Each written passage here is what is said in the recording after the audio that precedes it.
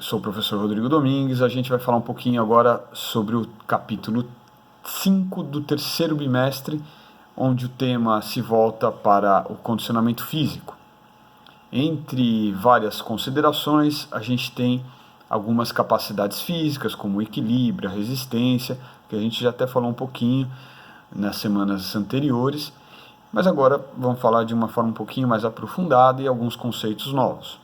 Por exemplo, na força, que é um dos temas abordados nesse capítulo, a gente tem que considerar algumas distinções, algumas diferenciações. Dentro da força, que é um conceito um pouco fácil de ser entendido, a maioria de nós sabe o que é uma força muscular, exercer uma força, né? Mas tecnicamente falando, existem algumas situações que devem ser entendidas. Primeiramente é separar os tipos de força, tá? Então, por exemplo, a gente tem aquela força dinâmica. O que seria uma força dinâmica? Seria você, por exemplo, levantar um peso aqui. Você está fazendo um movimento.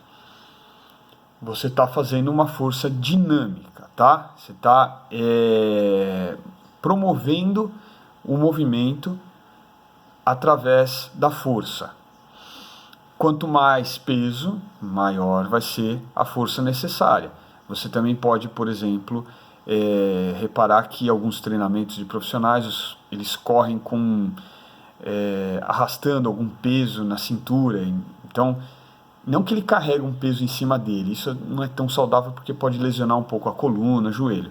Mas se você amarra em você um carrinho, por exemplo, com pesos nesse carrinho, e você faz força para correr, você está exercendo um tipo de força chamada dinâmica, tá? Quando você corre, por exemplo, também numa subida, você também exerce mais a força. A subir uma escada, por exemplo, também é um tipo de força dinâmica. Escalar, são vários os exemplos, ok? A gente tem ainda o tipo de força estática. Então, força estática, você segurar um peso parado aqui, ó. Você está fazendo uma força estática. Esse tipo de força tem um ponto muito importante. Ficar assim, em alta intensidade, ou fazendo tudo o que você pode por um período longo, é perigoso. Aumenta muito a pressão arterial e você pode se sentir mal, tá? Então evita muito tempo em força estática. É um período relativamente curto, de alguns segundos, tá? Um exemplo também de força estática é a famosa prancha, alguns chamam de ponte, quando você fica de barriga para baixo, fazendo um movimento onde a força dos músculos abdominais é bastante solicitada, bastante exercida, tá?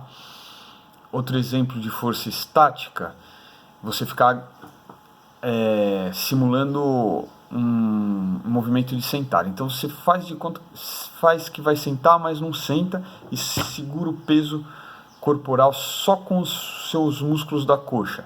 Fica ali quase que 90 graus nos joelhos, né? Isso é um exemplo de força estática. E ainda a força explosiva. É a capacidade de uma pessoa em executar um movimento o mais rápido possível com a maior capacidade possível.